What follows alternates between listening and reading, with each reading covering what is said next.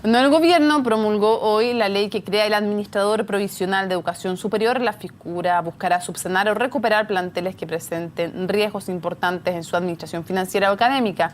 Vamos a conversar sobre este tema y para eso tomamos contacto con el jefe de la División de Educación Superior del Mineduc, Francisco Martínez. Francisco, muchísimas gracias por acompañarnos. Lo primero que me gustaría que le explicara a la gente que nos está viendo, ¿en qué caso se va a poder intervenir hoy que no se podía intervenir antes, en concreto?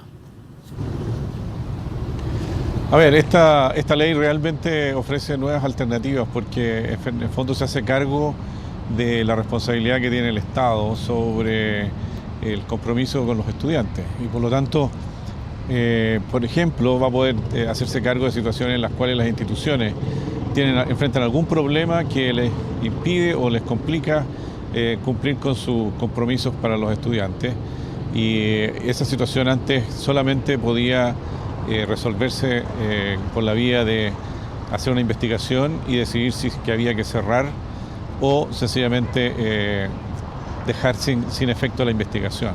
Pero ahora se abre un abanico de posibilidades justamente para hacernos cargos de este compromiso. En el fondo hay tres posibilidades después de una investigación.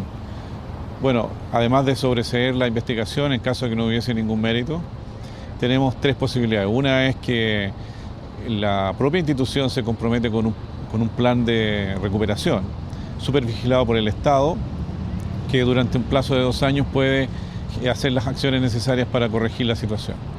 El segundo caso es lo que llamamos el administrador provisional, que tiene un plazo de 1 año para tomar posesión de las facultades de gobierno de la institución.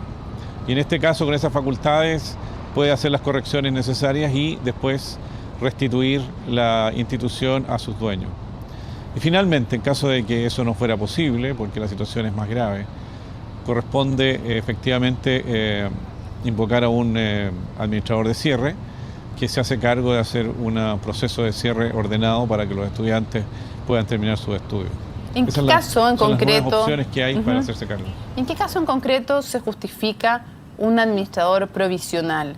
¿Qué tipo de cosas tiene que haber incumplido? Porque usted dice cuando no es capaz de entregarle en el fondo lo que se le ha ofrecido a los alumnos, pero esto puede ser desde, no sé, lucrar que no está permitido, hasta tener malos profesores, no tener viabilidad financiera. ¿En qué caso ya le parece que hay una gravedad como para que intervenga un administrador provisional? Para que se lo expliquemos a las personas que nos están viendo. A ver, hay tres ámbitos en los cuales se puede tomar medidas. Una es el ámbito financiero, de que hay que no sea sustentable el proyecto financieramente. El segundo es administrativo, que hayan problemas de desorden administrativo, como por ejemplo que no haya los registros de los estudiantes, sus notas y todos los procesos educativos. O tercero, académico, que efectivamente las clases no se estén dando, que no se estén cumpliendo con las promesas que corresponden a un programa bien entregado, que hayan falencias de laboratorio o de incapacidad para efectivamente entregar la docencia. Esos son tres casos que la propia ley considera materias de preocupación. Ahora, para que haya un administrador provisional en vez de un administrador de cierre, el caso tiene que ser tal de que sea posible una recuperación de la institución mediante las medidas que puede tomar este administrador. ¿Y en qué caso y por lo tanto, en caso de que eso no sea factible, habría que poner un administrador de cierre. ¿En qué caso le parece que está la Universidad Arci? Bueno, yo no me puedo referir a la situación de la Universidad Arci porque una de las cosas que establece la ley es que mientras haya una investigación en curso, tenemos secreto de esa investigación. Por lo tanto, no me puedo referir a esa situación. Ahora, pero usted escribe algo que no es sustentable, que tiene desorden financiero, que hay clases que no se están dando, que son cosas que han pasado. La situación tiene que tener el mérito suficiente, tiene que tener una suficiente, además, información, registro de datos.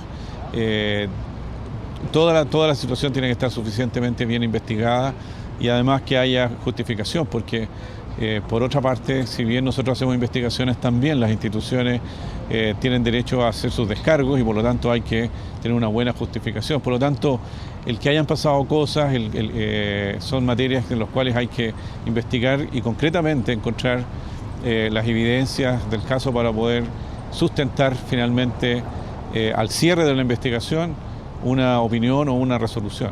¿Es efectivo que faltan 2 meses para que el gobierno dé a conocer específicamente al Ministerio de Educación cuál de estas medidas se va a tomar, o si es que no se va a tomar ninguna, con la Universidad Arcis? ¿Es ese el plazo?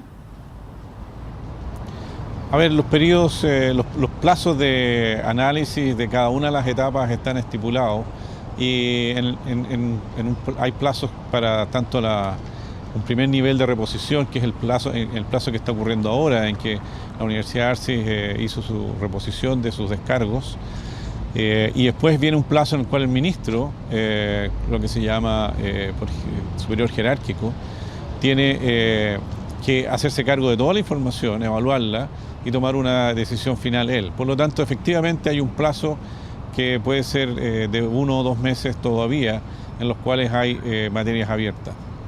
Ahora, el que se trate de una universidad que tenía lazos con el Partido Comunista, colectividad que es miembro del Pacto Nueva Mayoría, ¿hace más difícil tomar medidas en contra de la Universidad Arcis? Pero eso no es una materia para efectos del trabajo que hace el Ministerio.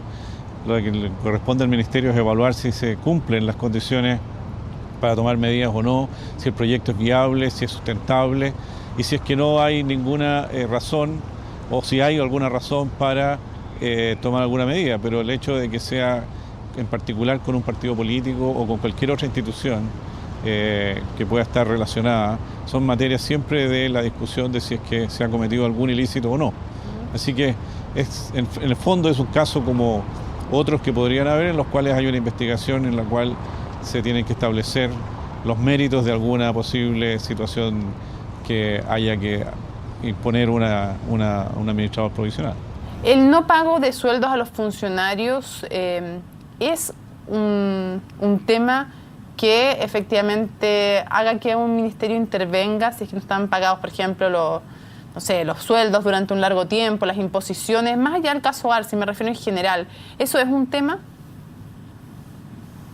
En general, la sustentabilidad financiera es un tema, y uno de los casos de problemas financieros se verifica a través de justamente la falla en los pagos provisionales o los sueldos mismos de los trabajadores.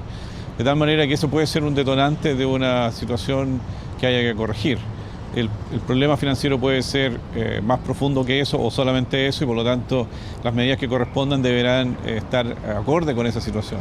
¿Cuánto tiempo, si es que lo dice la ley, cuánto tiempo tienen que estar impagos los sueldos de los profesores para que se vea como un problema de viabilidad financiera?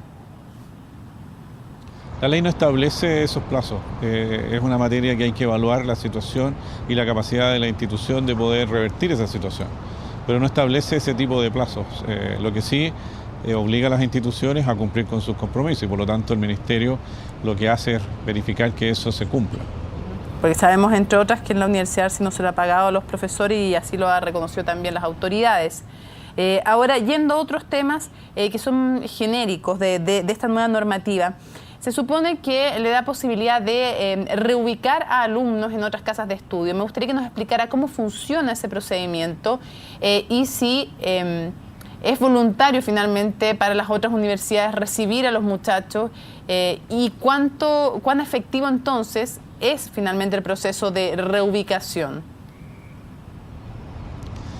El proceso de reubicación es una de las formas que tiene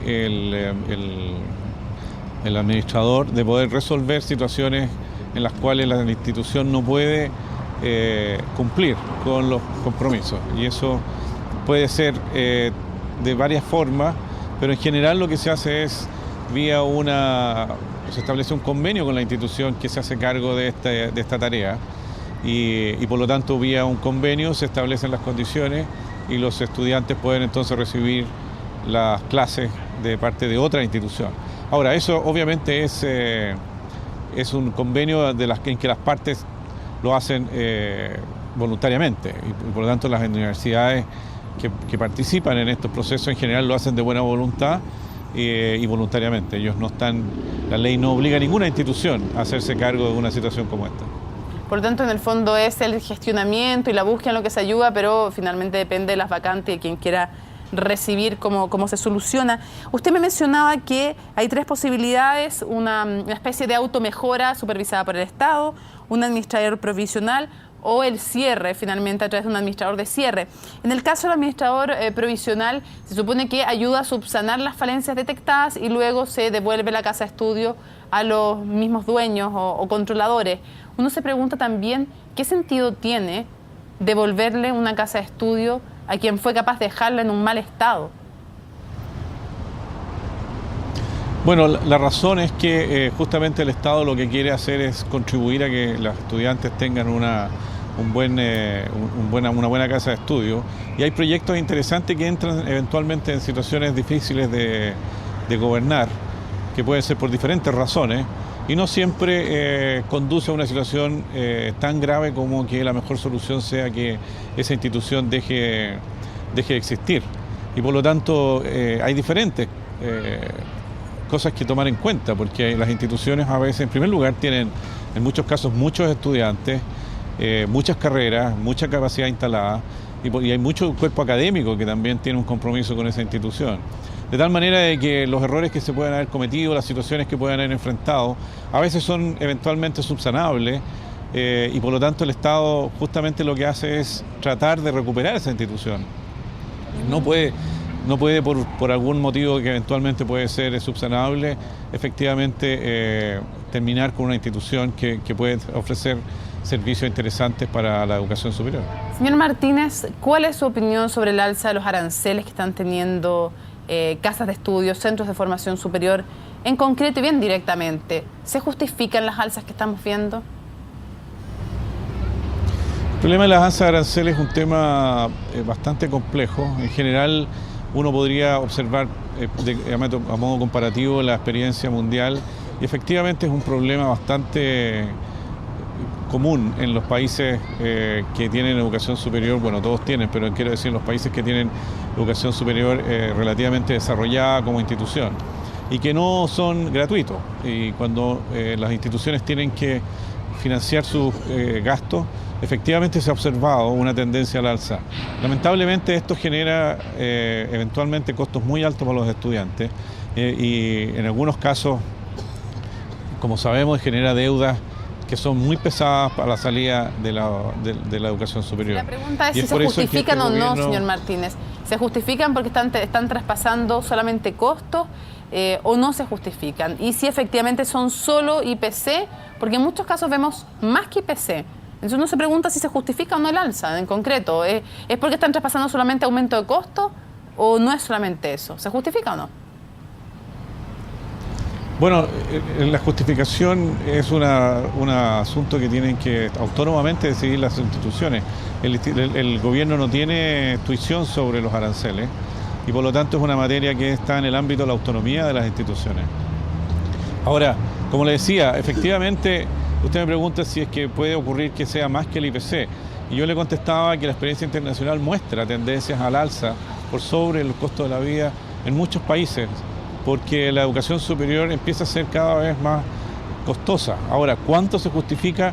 Nosotros no podemos dar una opinión sobre eso, porque es materia de las propias instituciones dentro de su propia autonomía. Por supuesto que la dan, señor Martínez, a través del arancel de referencia. Nosotros, los aranceles de referencia son los que define el gobierno, los otros aranceles reales los definen las instituciones. Pero entonces ustedes están definiendo aranceles. Sí, claro, pero ustedes están haciendo aranceles de referencia, entonces, por debajo del costo de las carreras.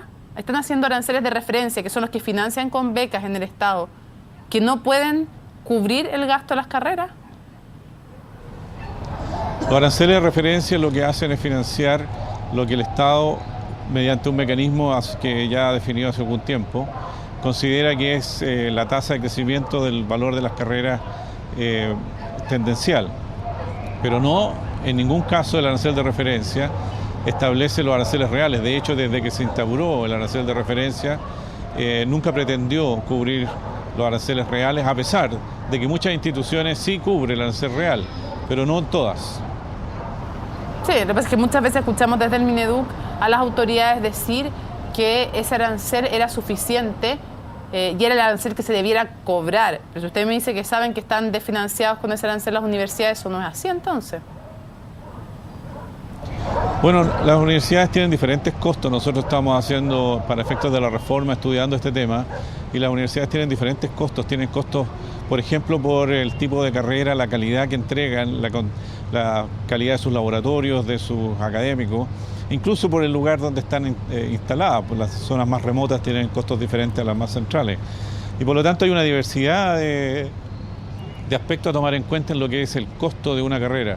Y nosotros estamos iniciando estudios de eso porque en el proyecto de gratuidad de la reforma ese es un tema que tenemos que definir y vamos a cubrir los costos. Nuestra intención es justamente que no sean aranceles de referencia, sino que sean efectivamente los costos que se pagan, que son para las instituciones. Señor Martínez, muchísimas gracias por habernos acompañado en CNN Chile. No, muchas gracias a usted. Despedimos y nos reencontramos, por supuesto, a las 10 en CNN Prime.